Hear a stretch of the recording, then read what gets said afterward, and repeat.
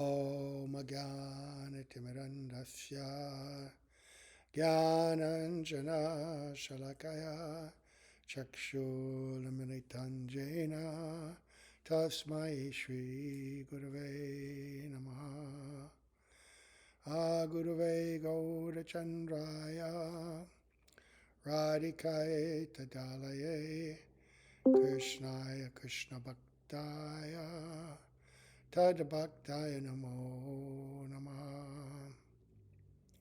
Yam Pravajantam Anupetya Apetya Krityam Rapaino Viraha Katara Ajuhava Putrete Tanmayataya Tadavo Binedus Tam Sarvabhutam Hridayam Munimana Tusmi Narayanam Namaskritya Naram Chaiva Narottamam Devim Saraswatam Vyasam Tato Jayamudirayat Abhaktya Vihina Parada Lakshay Kiptascha Kamari Tarangamadye Kripa Maitram Sharanam Prapanda Brinde Namaste Charanara Vindam Tave Vasmi Na Jivami Tvaya Vina Iti Vigyaya Radhe Tvam Nayanam Charanandike Vancha Kalpatarubhascha Kripa Sindhubhyevacha Patitanam Pavanebhyo Vaishnavebhyo Namo Namaha. So, we begin by offering our most humble obeisance unto the lotus feet of our beloved Gurus, unto Sri Guru Pada Padmanitya Lita Bhavishta, Om Vishnu Padasta Tatsat Sri Srimad A.C. Bhaktivedanta Swami Prabhupada, and unto Sri Guru Pada Padmanitya Lila Bhavishta. Om Vishnu Padasta Tatsat Sri Srimad Bhaktivedanta Narayan Goswami Raj, and unto our exalted Rupanuga Varga, all these humble Vaishnavas, Vaishnavis. So we're continuing with Madhurya Kadambini. Yesterday, during a little Sunday program, we had remembrance of Srila Bhaktivedanta Tirtha Maharaj, our sannyas godbrother, the disciple of Srila Vaman Maharaj and Srila Bhaktivedanta Narayan Maharaj, and also Bhakti Kamala Govinda Maharaj, very special disciple of Bhakti Vaibhav Puri Goswami Maharaj, and also sannyas disciple of Bhakti Jivan Janardhan. So very nice, wonderful devotee. Left us too soon. They both did. And on Wednesday is the disappearance day of Bhakti Rakshak Sridhar Maharaj, but we discussed him yesterday because people wouldn't be here on Wednesday. And we showed videos. There's a lot of nice videos, 8-minute, 10-minute videos of him on Facebook. I highly recommend them. So much of what he said was what Srila Bhaktivedanta Narayan Maharaj also later said, but he was speaking in the context of devotees coming to him during the turmoil and upheaval in ISKCON at that time. Srila Prabhupada had just left within a few years, and so many questions, so much confusion, and so he was speaking to help clarify the path of bhakti and the relation with Guru, so many things. Anyway, so we're going to now go to the next verse from Vishwanath Chakravarti Thakur, but let's just revisit what we spoke about yesterday when he was warning about the very terrible dangers of pratishta, right? The desire for recognition, right? That is so dangerous to bhakti, and it can erode it so terribly, so quickly. The very last thing we read was the desire for material enjoyment and liberation may have already been cut, but it is extremely difficult to remove the desire for recognition, pratishta. And then he quoted Srila Sanatana Goswami's epilogue in the Hari Bhakti Vilas. Okay, so he said that even if one has relinquished everything else, the desire for recognition, which is the root cause of all anarthas, is extremely difficult to give up. For this reason, the practitioner is to remain extra vigilant to save himself from the stool of this desire. We have to hear this so that we can always be examining our own heart, because this lies within all of us. We may be very expert in detecting it in someone else. If someone else is manifesting this obvious greed for recognition and praise and all, it's not so hard to see. Yeah, it's not so hard to see. But it's very hard to see in one's own heart. We don't want to see that, right? We don't want to see that. We justify it, we rationalize it, we give it another name, right? And then Srila Narayan Maharaj, in response to what Sanatana Goswami says, when this desire for pratishtha finds a place in the heart, then pratishtha's most beloved companion, envy, matsarya, also takes shelter there. They're companions, right? Like lovers. They complement each other and reinforce each other. Desire for recognition, right? Fame, and then envy. Why? Because envy is that which is directed to others, because they may be getting more fame, more recognition. You want it for yourself. Me first, right? They cohabit because of their reciprocal conjugal mood. The dog-eating outcast of envy impregnates the witch of desire for recognition, who begets the twins, violence, himsa, and jealousy, risha. The dog-eating outcast of envy. And what happens? You can become so disturbed. This is why there's violence all over the world. This is the key to the problems of the world. That's not because one political party or another political party or one ism, socialism, communism, capitalism, or any of the other isms and self-identifications, personal and extended, exist in the world, right? It's because within the hearts of every being in this world is that seed of pratishtha, right? Everybody wants recognition. Everybody wants fame, and they fight against each other for that very purpose. There are no pure motives in anything that anybody does. You can demonize this one or demonize that one, but it's all demons. It's all pratishtha. And then envy, which comes from that. And so the quality of compassion gets covered over by that, right? And the quality of compassion, the words of compassion get misused even by others. They use the language of compassion, of generosity, right, of care for others, but really it's just to gain power and recognition themselves. One word they use nowadays is virtue signaling, where you wave the banner of your cause and it becomes a kind of a virtue, right? That we're the ones that are doing this, and this is for the benefit of everyone to overcome the exploitation and the evils of the other group, and this way anyone who's aligned with us is virtuous and proper, and anyone who's against us, we have to remove them and commit violence and show the very nasty quality of jealousy. So that's what we ended up with, right? And he said that their combined devastating dance completely destroys all good tendencies of the heart.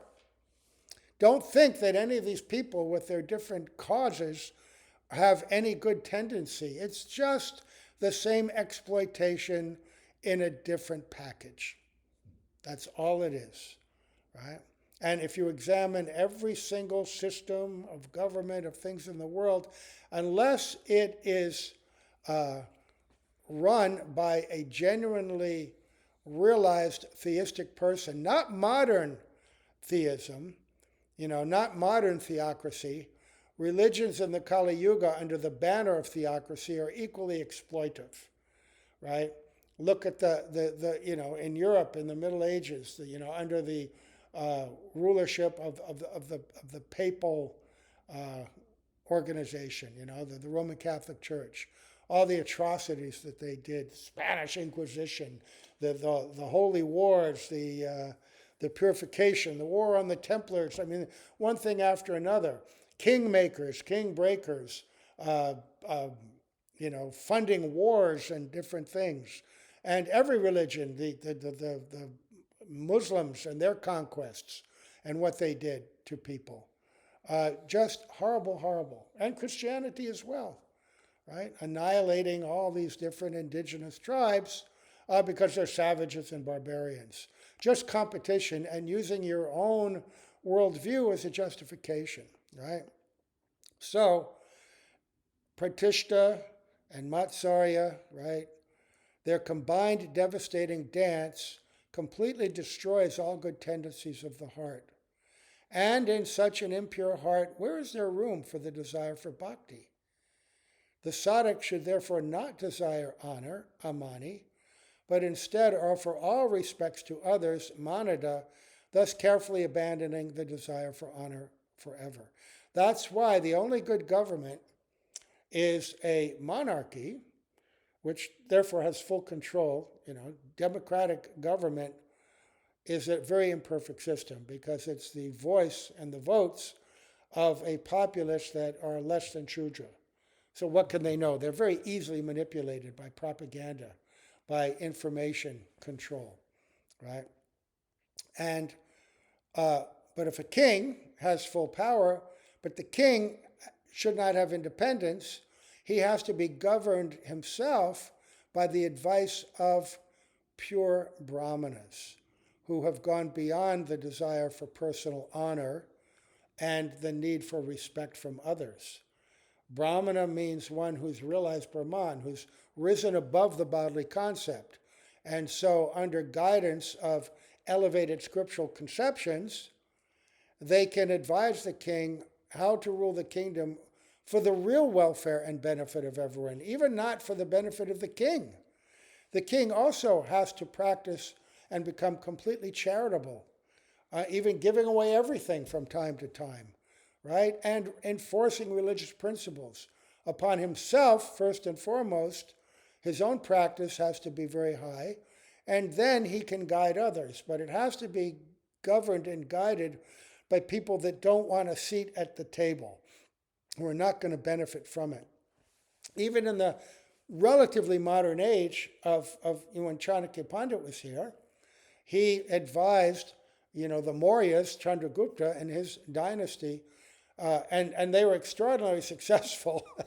But Chanakya Pandit himself, there may have been some influence in his own motives, but at least he was living the life of a Brahmana, living outside the palace area, living very simply, not taking wealth and everything else. He may have also been afflicted by because Kali Yuga, the desire for some recognition and fame, but at least externally he showed that example. But now we're going to understand how the eradication of anarthas actually works. Who is actually free from anartha? And that goes along with one's progress in bhakti. And this we really have to understand, right? This third chapter is so important. So, he says, Vishwanath Chakravarti Thakur, the eradication of the 4 types of anarthas occurs in 5 stages. Partial, Eka Desha Vartini. Extensive, Bahudesha Vartini. Almost complete, Prayiki. Complete, Purna. And absolute, Atyantiki. So, Srila Narayan Maharaj says, within the stages of Bhakti Sadhana mentioned, from Shraddha to the attainment of Prem, there is the stage of Anartha Nivriti. In other words, cessation of impediments to bhakti. Now, the removal, nivriti, of these four types of anarthas is being explained. These anarthas do not vanish immediately, but are eradicated in 5 stages. Ek desha vartini, bahudesha vartini, prayiki, purna, and atyantiki. So when we talk about like the stages of bhakti, shraddha, right, sadhu sangha, bhajana kriya, and then anartha nivriti, that's the beginning of anartha nivriti. Once we've taken up guidance, association, initiation from a great personality, we begin under the guidance of that personality to perform the limbs of bhakti. We're making inquiry, we're studying, we're practicing, we're chanting. Then anartha nivriti begins. But it goes the anartha nivriti continues into the stage of bhav and even to the perfectional stage of bhav. Right? So he's going to describe this. Ek desha vartini, the partial clearance of anarthas, can be likened to the deduction of 2 or 4 anas from a rupee. This stage is called ek desha vartini nivriti. Anas, in the old days, an ana was actually worth something. Now a rupee's hardly worth anything. But there are 16 anas in a rupee. 100 paisa, 16 anas. So a deduction of 2 or 4 anas represents 12.5 to 25%. So the beginning, partial clearance of anarthas from anywhere from 12 to 25%, right, of anarthas. These are the grosser ones. And there's that chart that I posted will show that, in more clarity, which kinds of anarthas are removed. I wish I knew how to post a chart like this onto YouTube, because then for this lecture that's recorded, I could post it, and people who are watching could see that. Otherwise, you could go to the Madhurya Kadambini, download it. You can't download it, you can only get the hardcover. It's not on Kindle form. So, partial, up to 25%. Bahudesha vartini, the extensive eradication of anarthas, can be likened to the deduction of 12 anas from a rupee. This stage is called bahudesha vartini nivriti, right? Removal. And that means up to 75%, right? See, this is the benefit of being old. We used to be able to do these simple things in our head. Nowadays, people need a calculator. It's simple, but if you never practiced it, you can't do 12 from 16 or... Anyway. Prayiki, the almost complete clearance of all anarthas with only a little remaining, can be likened to the deduction of 98 paisa from a rupee. So that's like 98%. And this stage is called prayiki anartha nivriti. All right. So that almost everything, only the most subtle kinds of things are still there, the scent of it, right?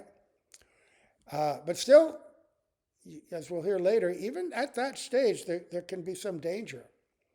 And then purna, the complete eradication of anarthas, with nothing remaining, can be likened to the full deduction of 16 anas from a rupee, or 100 paisa, right?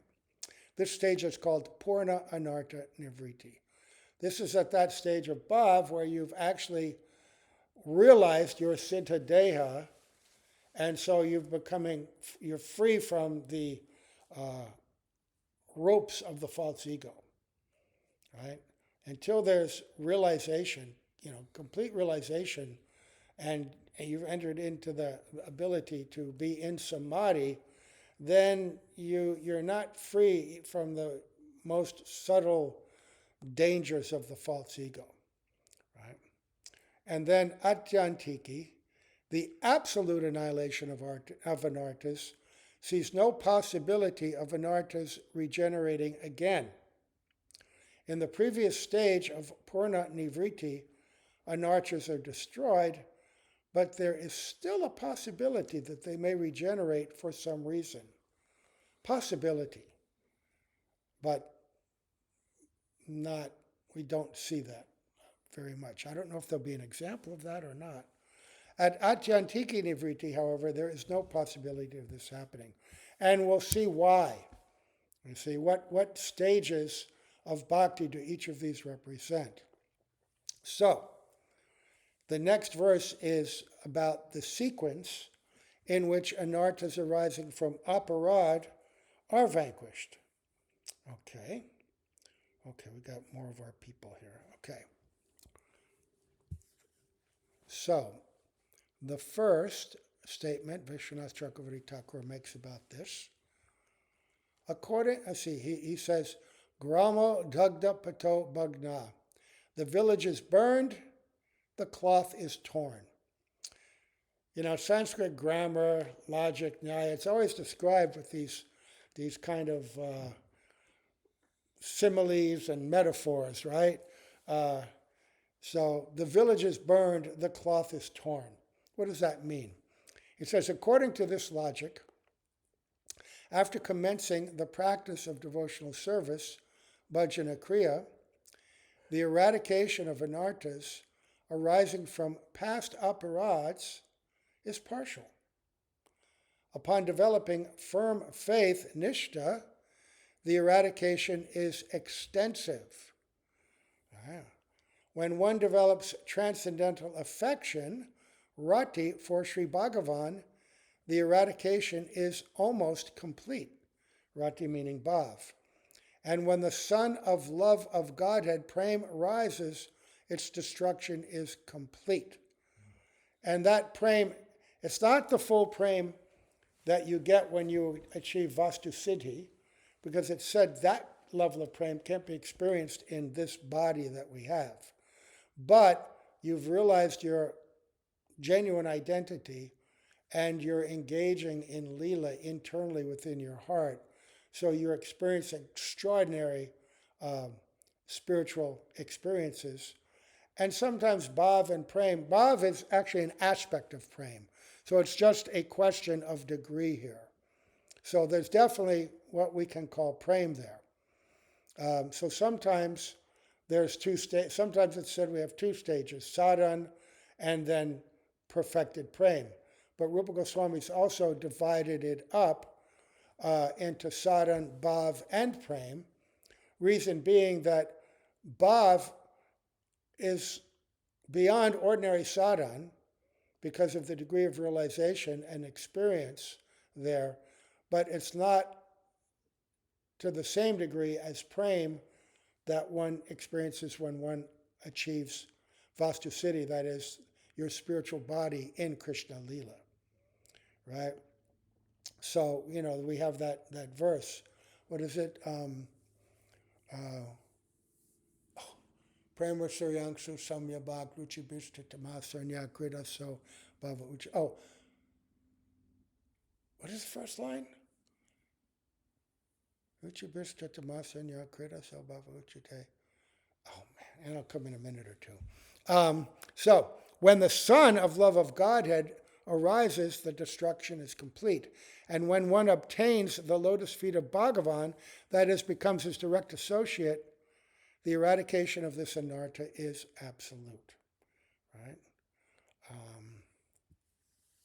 So, Srila Gurudev describes, Shuddha Sattva Visheshatma, Prema Suryanksu Samyabhak, Ruchibis Tritamasarnya Krit Aso Bhava Uchite. So, when that rati, mature rati, begins to manifest in the heart, it's like a ray of prem. It's like when the sun rises on the horizon, behind the hills, behind the mountains, behind the trees, whatever, you see shafts of beautiful sunlight, aruna colored, golden, saffron colored, beautiful rays of the sun. And at that time, just like when darkness is eliminated with the coming of the day, it happens in stages, right?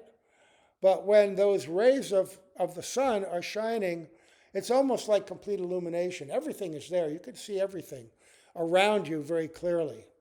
But you can't quite see the sun yet itself, but the rays of that sun, which are non-different, you're seeing in a very beautiful and extraordinary way, right? So that's like bhav.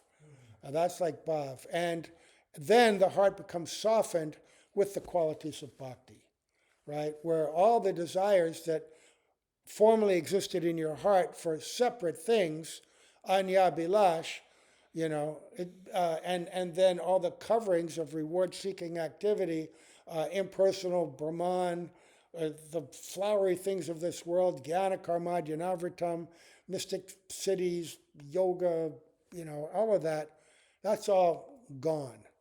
And the heart becomes softened by the qualities of rati, of bhav, which manifest completely and purely in prema. And those are what becomes your desire now? Anukul abhilas.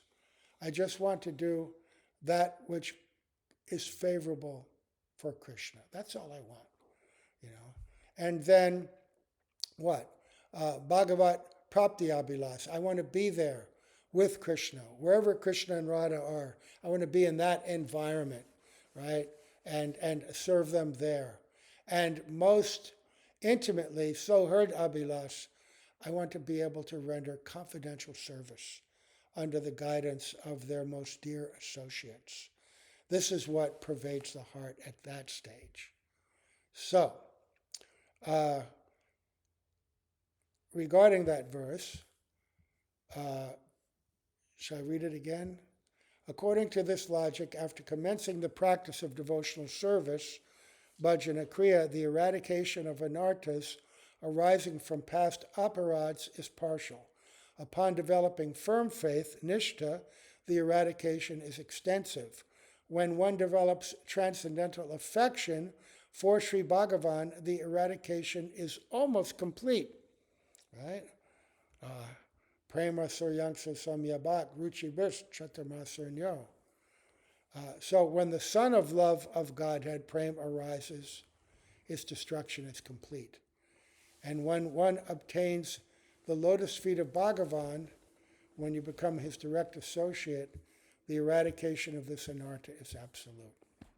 So, Srila Narayan Maharaj explains now.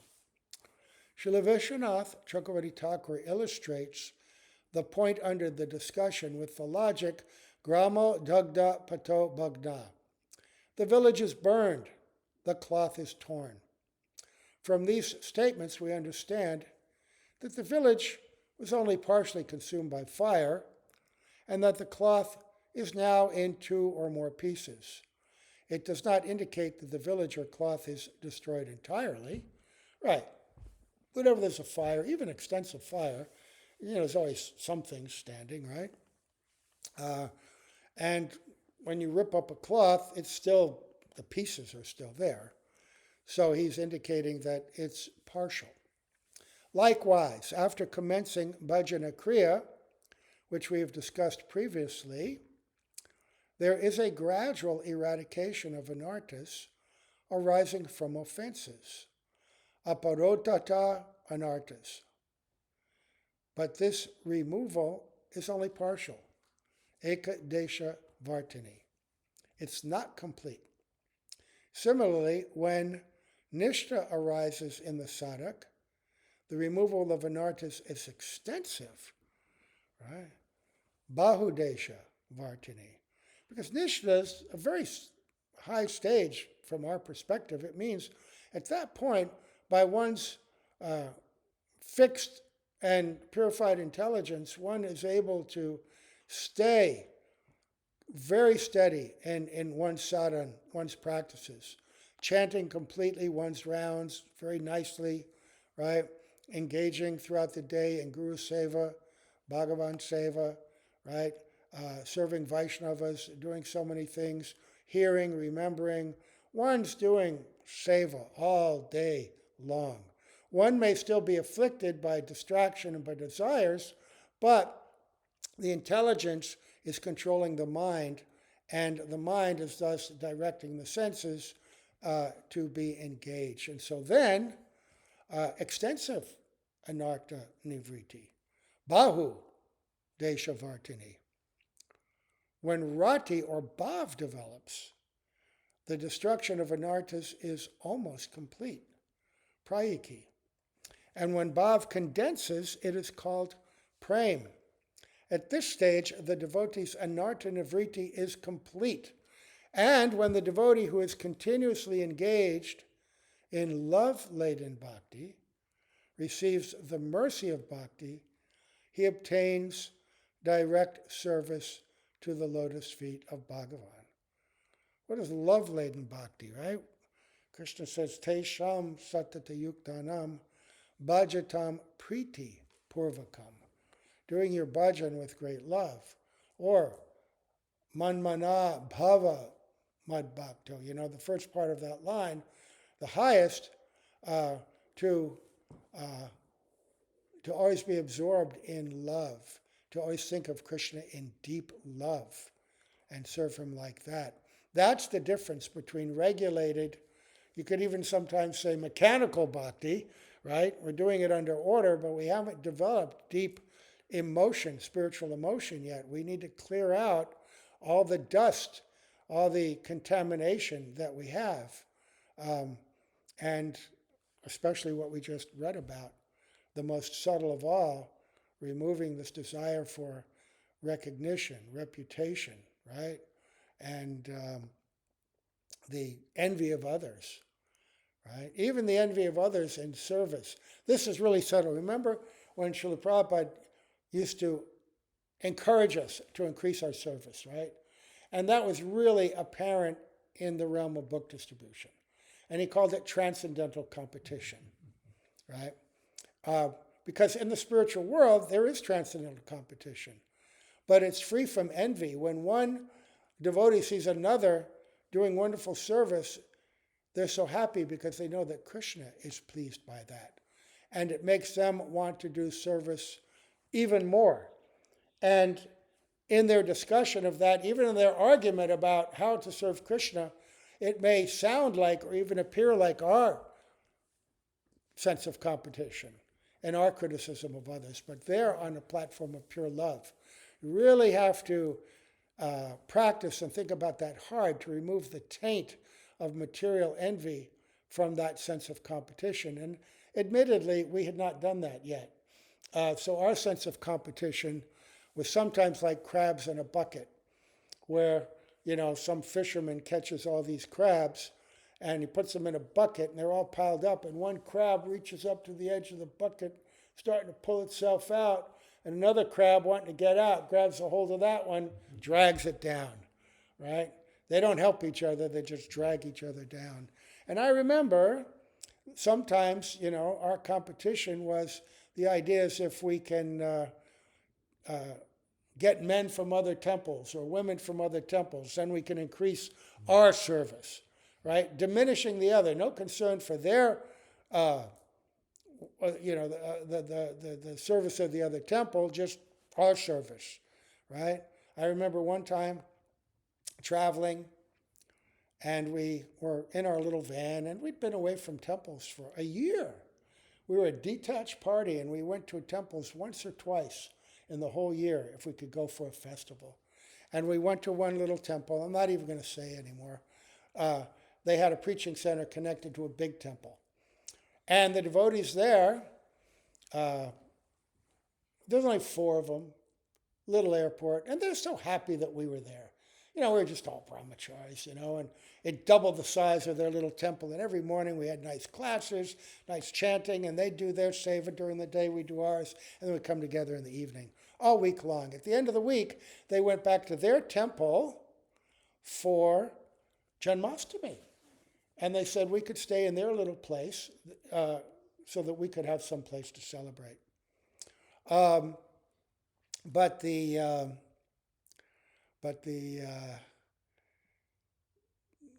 temple president, Sankirtan leader, Sannyasi GBC, when he heard that it was us that was there, their competitors, because we were Radha Damodar and we were competing with them, he sent the Sankirtan leader to kick us out immediately. And he arrived there that evening and driven all the way during Janmashtami just to kick us out.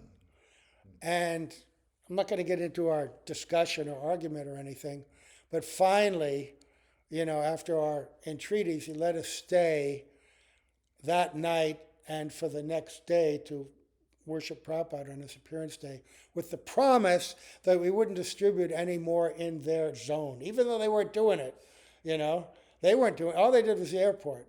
We had to promise. So we did. But see, that's not real competition, right? That's not free from envy. And we were all possessed of that. This subtle desire. We want our service to succeed and be recognized by our guru, and we'll drag down somebody else. But Srila Prabhupada always, extolled, and he wrote in letters about assisting and being pleased with the service of another devotee, right? Real bhakti means service to Hari, Guru, and Vaishnavas. Hari, Guru, and Vaishnavas, that is the family, the disciples of your guru, the disciples of other gurus. It's all part of Mahaprabhu's mission. And all the competition that we have, it's because of lack of realization, right? And we really have to get beyond that. That's why this is so important to understand. So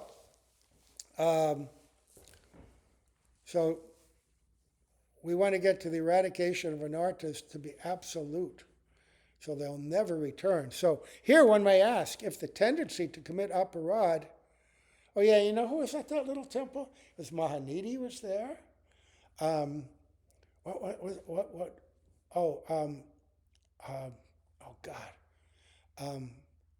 Mahabhudi's brother. Oh God, I'm looking at him. I can't remember names anymore. And Jagapurusha's brother. They'll come to me. I think he's in New Vrindavan now. Oh man. Anyway, they'll come a little bit later. Anyway, we became friends at that point, remained friends. So here one may ask, and even the guy that kicked us out, I became friends with later, worked with him in the same company. We're so silly, getting in each other's way, right? Like a bunch of puppies, right? Fighting over a bowl of food.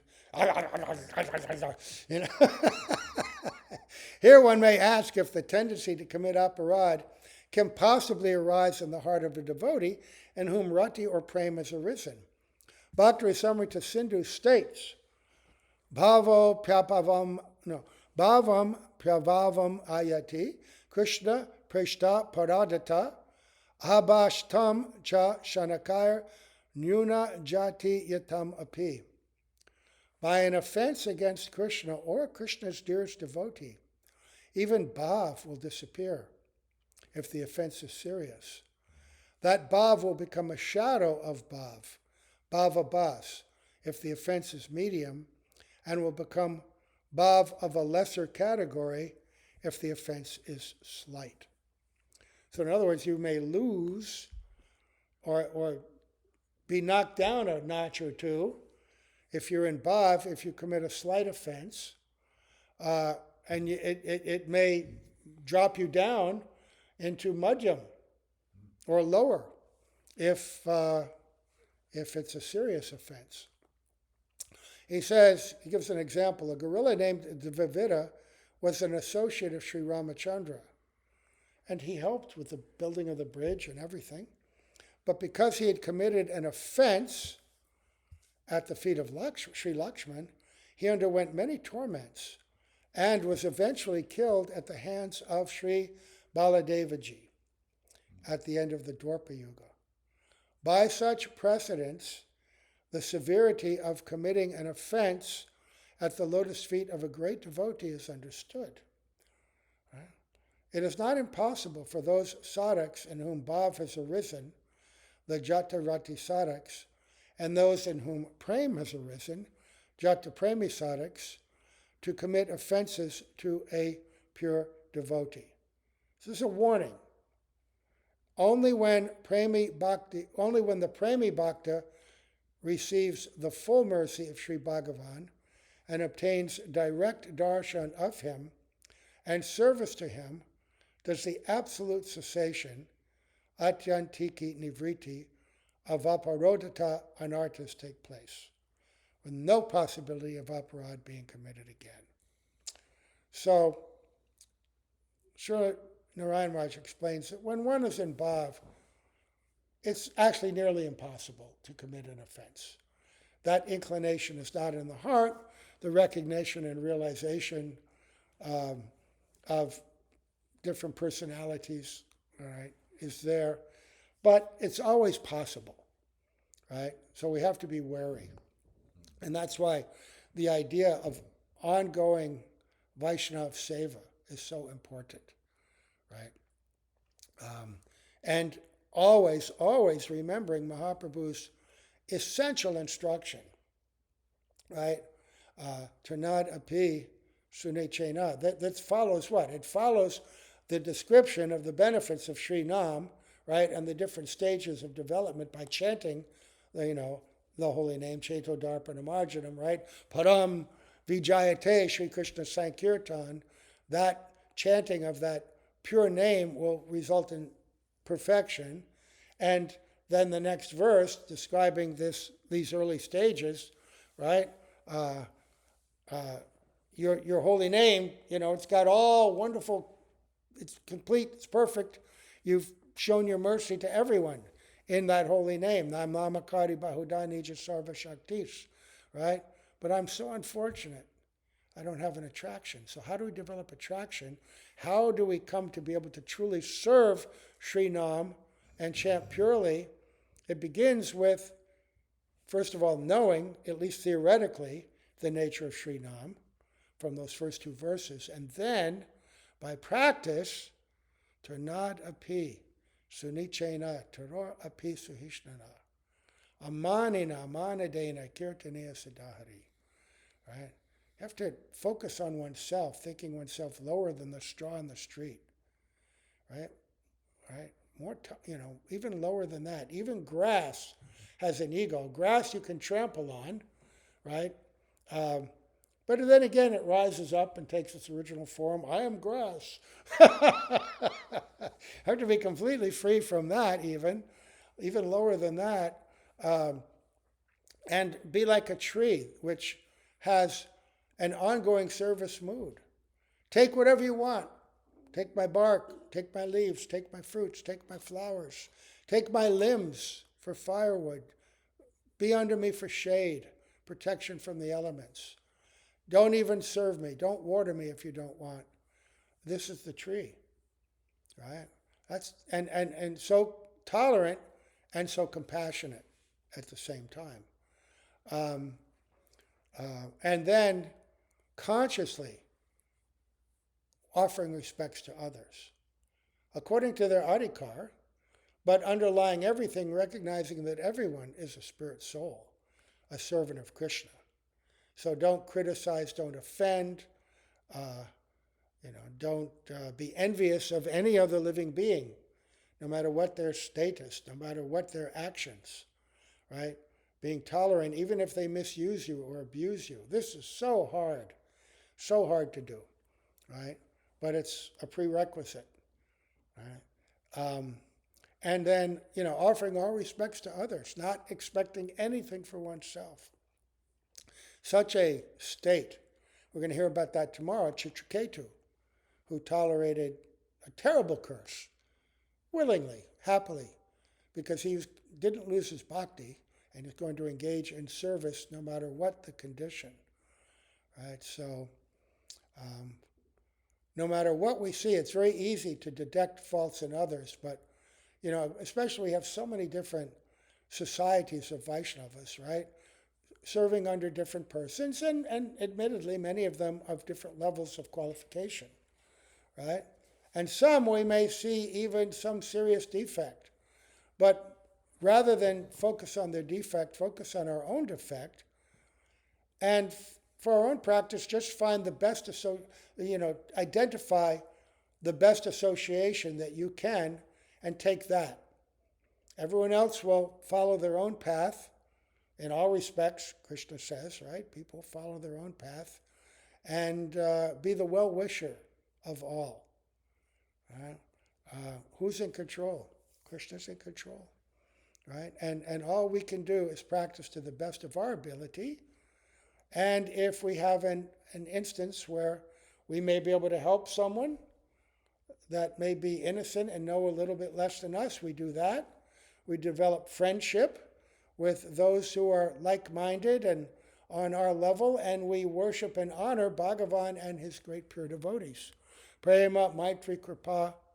And if there are those who we feel either non-devotees, envious people, or even people that self-identify as devotees but we feel might be unfavorable, we just offer respect from a distance and just stay away. We neglect, right? Neglect. But always try to cultivate, whenever you're looking around, think, how would Srila Prabhupada deal with this? What would he think? What would he say? And if these are his disciples or the disciples of another guru, they're always going to have compassion and vatsalya toward their own disciples. And if we're really part of that family, that broader family of Mahaprabhu, we want to cultivate those kinds of moods ourselves too. Right? So tomorrow we'll hear more detailed description of different kinds of devotees who may have appeared to commit offense, but what happened? The subtleties of offense and reaction will be described. So we'll stop here, and as always, out of great gratitude to Srila Prabhupada, Srila Bhaktivedanta Narayan Maharaj, all of, Srila Vishwanath Chakravarti Thakur, Srila Rupa Goswami, all of our Guru Varga, all the associates of Mahaprabhu that ever were and ever will be, raising our hands, we offer obeisance. Gaur Premanande Hari Hari Bol.